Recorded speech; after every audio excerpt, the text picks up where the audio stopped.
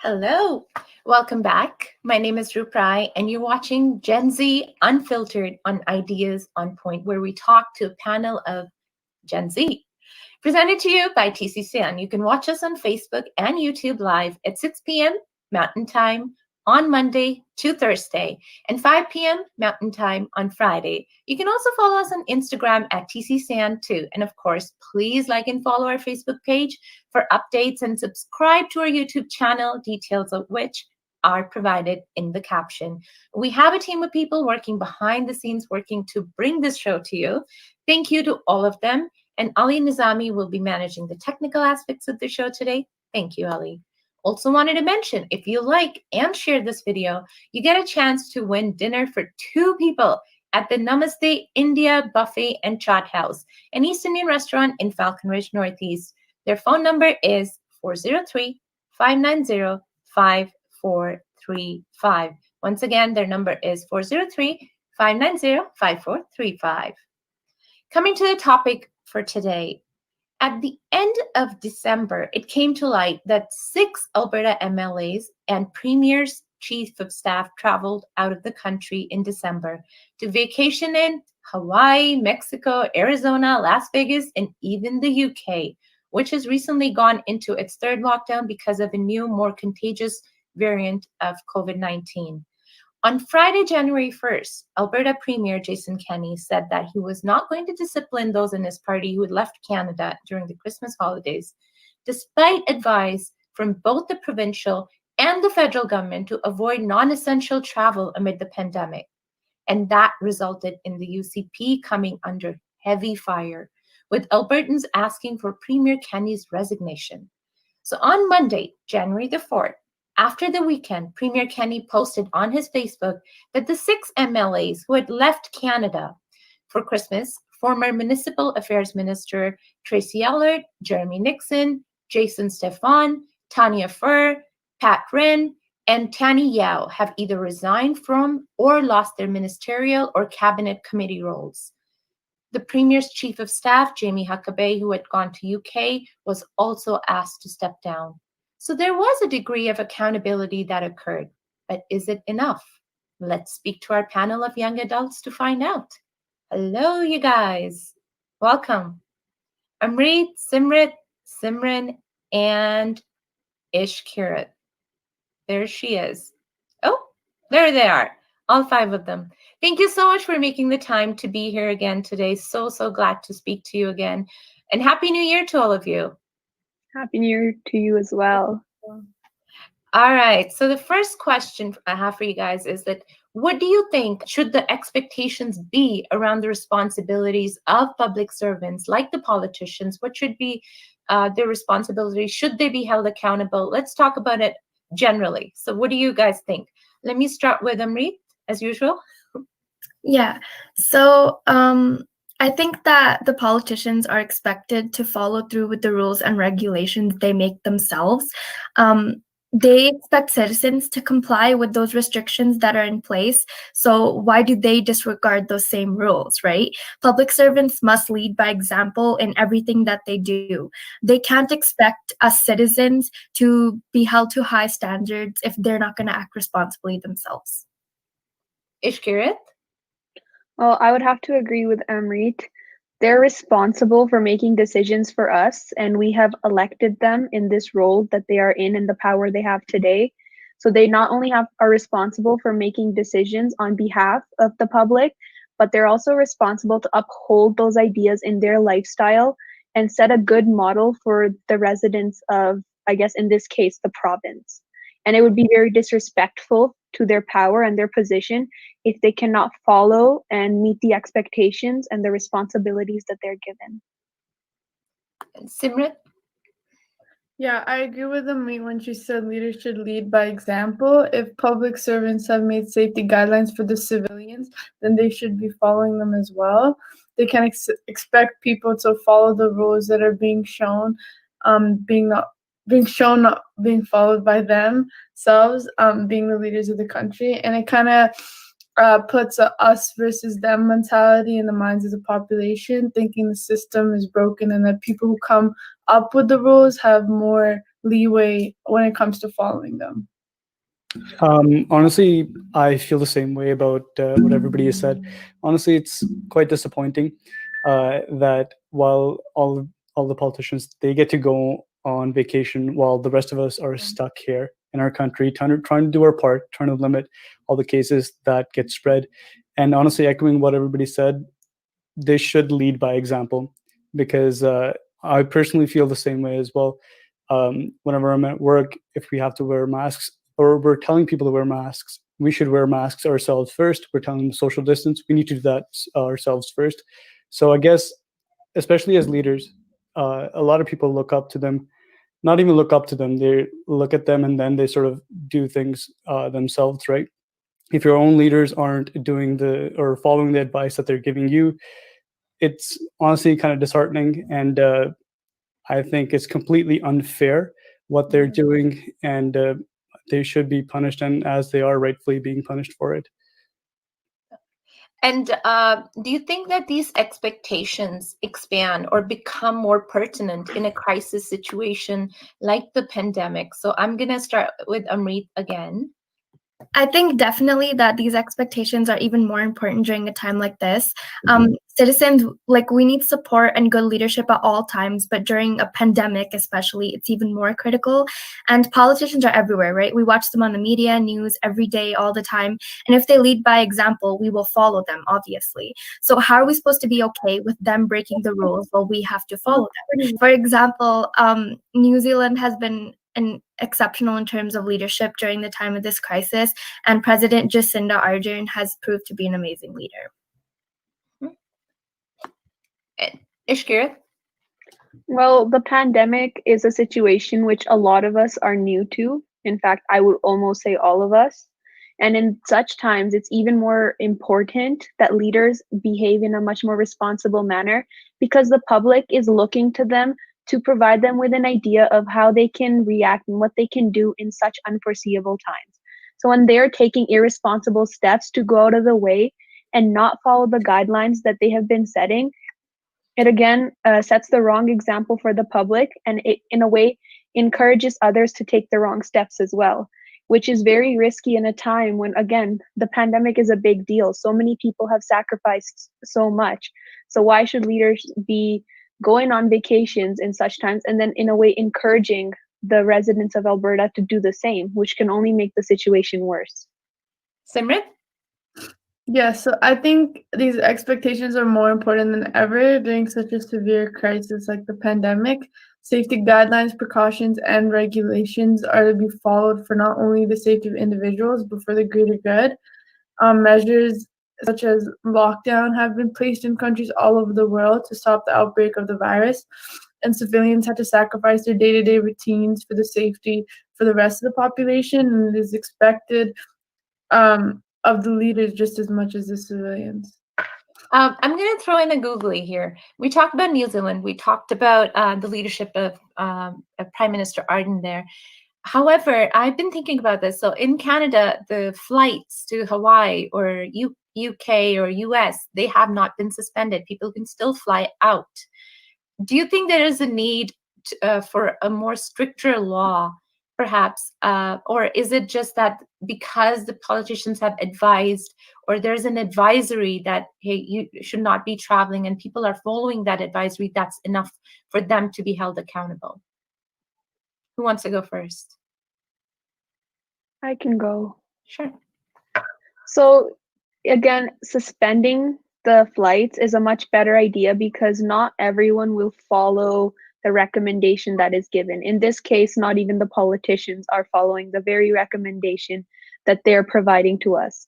So by suspending them, there is this idea that, yeah, we can't go, so people won't even think about that. There's no way for them to actually get there.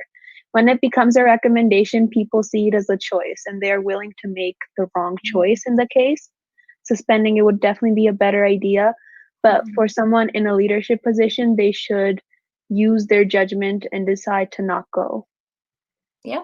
So how does it make you feel when you see someone you hold in high regard, or who is in a position of power, or someone who we our society would see as role models, because they're the ones who are leading our society, or who are making these rules for us. How does it make you feel? As I really want to know from a perspective as a young person. Okay, Simrit. Thanks. Honestly, it's kind of disappointing, because they kind of lose all credibility to any advice that they give, because now we know that they won't follow their own advice. They're just hypocrites, right? And nobody likes hypocrites. And I try my best in my life not to be one, because I know how it feels. For example, with my little brother, right? If I tell him not to eat too much ice cream, right? And if I eat ice cream myself, that's like, come on, right? Like, you don't even follow the advice yourself. Like, what is this? So it's like, also, the first thing I said in the beginning, they lose a lot of credibility. And I suppose when we lose faith in our leaders, who else is left to step up? Oh, that's actually deeply touching. Ishkirat. Well, when you see the same officials breaking the very own protocol that they have set up, I feel they're neglecting their position. And though I don't have the ability to vote, I think that the adults who do have that ability have made the wrong choice by putting someone in power who is unable to do their job correctly, or do their job and fulfill their responsibilities and the expectations that are expected from them, which in scenarios, especially again in the pandemic, is much more important than, say, in a normal environment, because people need leadership. People need ways, or some ways, to guide them on how they can get through a time which they never imagined, even in like the wildest dreams. Amreet?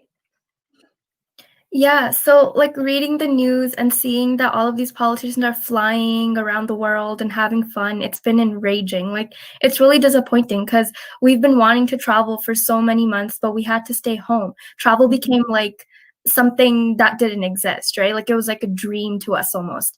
And it's quite upsetting, actually, because their leadership is being reflected poorly to the public, and we can see that these individuals are not fit for the roles they occupy.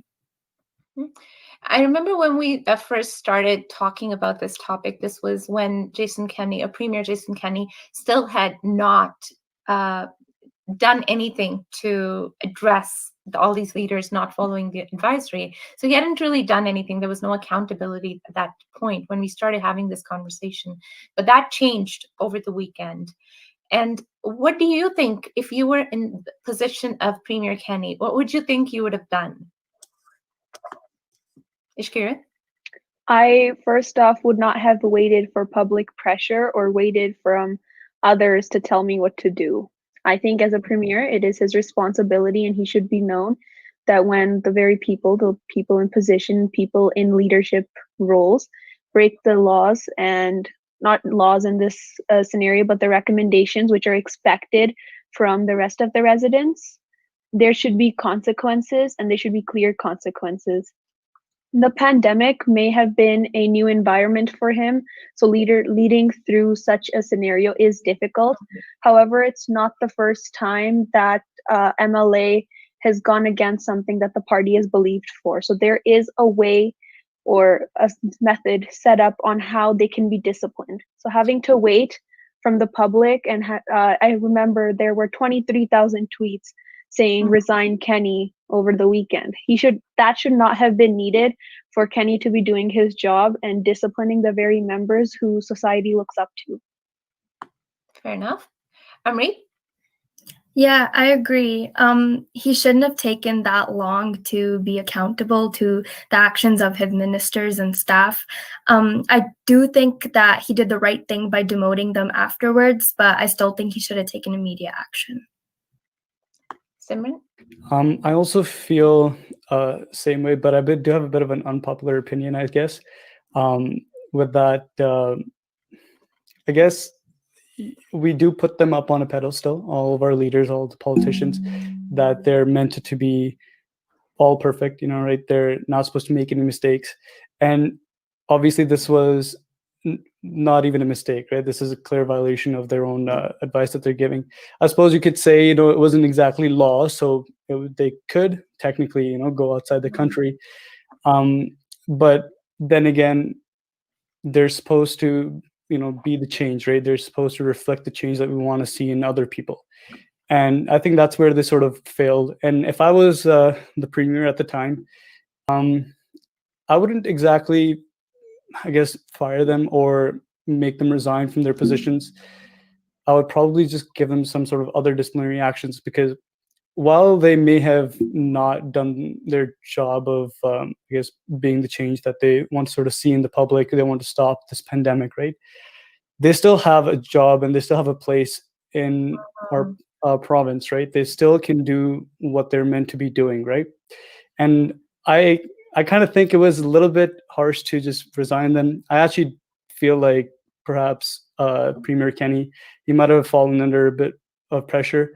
But as like everybody said, we shouldn't really always wait until it's at its breaking point, right? That's not when you should take actions. You should be proactive with it.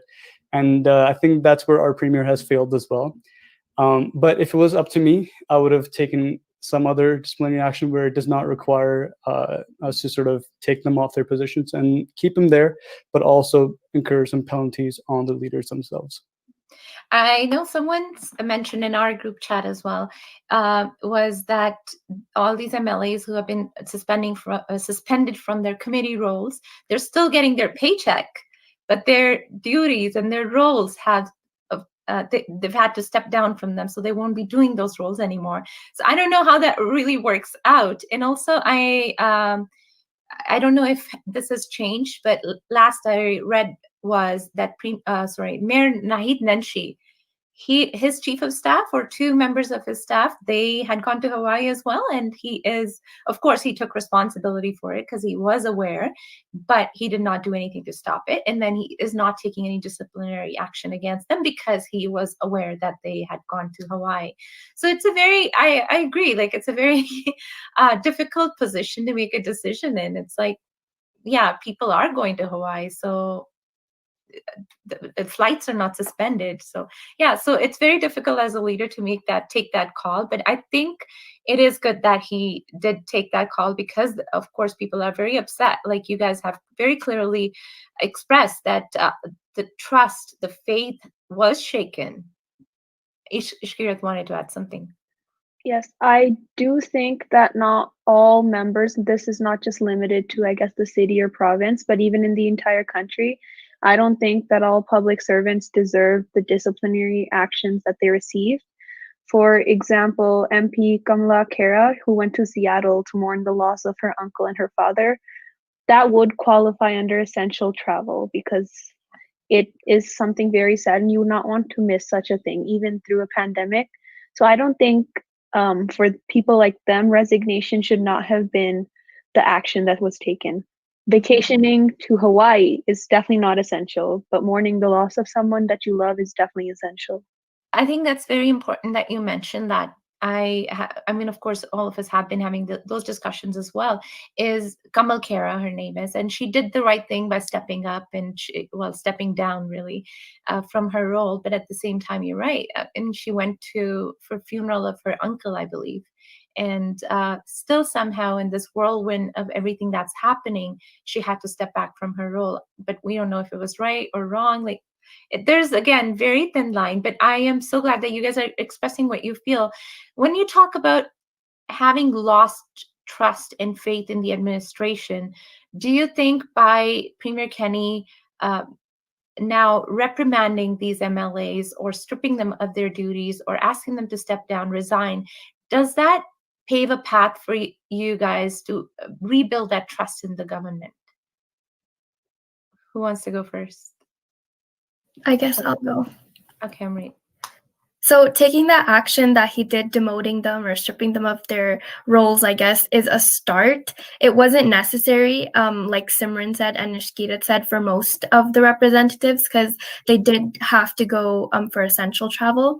But the ones that completely violated the rules altogether, taking them down from their roles creates a position for someone else to fill, for someone more responsible, more trusting. So if the government can find an individual that is more responsible than the previous one, then I guess my trust in the government will be regained if I can see that a new individual can perform the tasks better than the one who had to step down. Simran or Simrit? Yeah, I agree with Amreet. Just if someone who leads by example, who doesn't set some rules and then breaks those rules themselves, that would probably regain trust in the government by not just me, but like a lot of the population. Ishkirat? I think it's a start, but I wouldn't say I have completely regained trust because these people are not only responsible for making decisions during a pandemic, but even when things will or are to go back to normal, they are still responsible for things like education, healthcare, and all other sorts of fields which people and their lifestyle heavily rely on. So them breaking the trust and the faith that people had right now really puts them up for questioning in the future when things are back to normal, whether they can make the correct decisions for other more significant parts of our lives, like education. Do you think, for example, the MLA of Slave Lake, Tracy Allard, who is also the minister, she's been asked to resign by the mayor and by other top officials in that city. Do you think them resigning from their MLA position also is something that they should be considering, or is that something that you would encourage, or what do you think about that, them resigning from their MLA position altogether in a by-election happening to elect a new MLA? Election during a pandemic does not seem like a very bright idea to me. So resignation, I guess, as much as a disciplinary action is required, resignation might not be the right one. All right. What do you think about that, Simran? I guess about going back to what we were talking about, building trust. I think trust is a sort of very hard to build back once you've lost it. You see that in relationships, you see that with friendships, right? And in this case, this is a bit of a sort of distant relationship, right? Because you don't really know the people. But I suppose when all these politicians are being fired, I think it's supposed to be just to not get too much backlash and just recover as fast as possible, do as much damage control as fast as possible. And I don't personally think that's, I guess, really repairing anything. That's not really gaining back our trusts. It's more like, I guess, we're putting more trust into the person that's firing them almost, that, hey, at least they didn't not do anything about it, at least they fixed it, right? But that's, I guess, you're just sacrificing your own team to gain the trust of everybody else. I have different opinions about it. I just feel like it's not the best idea to resign or not make people resign or fire them. Other penalties obviously could have been put onto them, or other disciplinary action could have been done, because like people before me mentioned, that there's a void of position that needs to be filled now, and there will be new people that be going onto those positions, but those jobs still need to be done. And also another thought, going back to sort of when they travel outside the country, their job is here, right? I understand that they also need some relaxing time, right? They do work really hard. So going back to sort of building that trust, I think that will take a long time, especially for parties to build up, because in Alberta especially, we're pretty sort of polar. We either go with this party or that party. And I'm hoping that would change, but I guess that's a sort of topic for like another episode. But I think mostly a lot of trust has been lost between the sort of the ruling parties, and not so much about the people themselves. Because I kind of feel like the people that are sort of saying resign, resign, resign on Twitter, on Facebook, they perhaps could just want their own representatives come on, because that's just my personal belief that they shouldn't be treated as harshly. But they have made mistakes, and it is what it is, and the premier has made their decision. Of course, the opposition parties would always take advantage of the situation, right? You've pretty much given to them on a platter a situation that they can take full advantage of, and hit a home run with it, which they did. It was, but this time it was different because UCP supporters were also rebelling, or were also posting on Twitter. We're also very, very upset. And it's understandable because a lot of us are making those sacrifices, right? We're not seeing our parents, we're not seeing our grandparents. And it's hurtful when you see the lawmakers that you put in office and they're making these rules and then they're not following those rules. So it's very emotional. So when you hurt someone emotionally, they are going to react back emotionally, I suppose, right? But thank you so much, you guys, for sharing your views. Really appreciate your time. And we will talk next Wednesday. Sorry, I keep forgetting the day. So we'll talk next Wednesday again. I appreciate your time every single time. Bye-bye.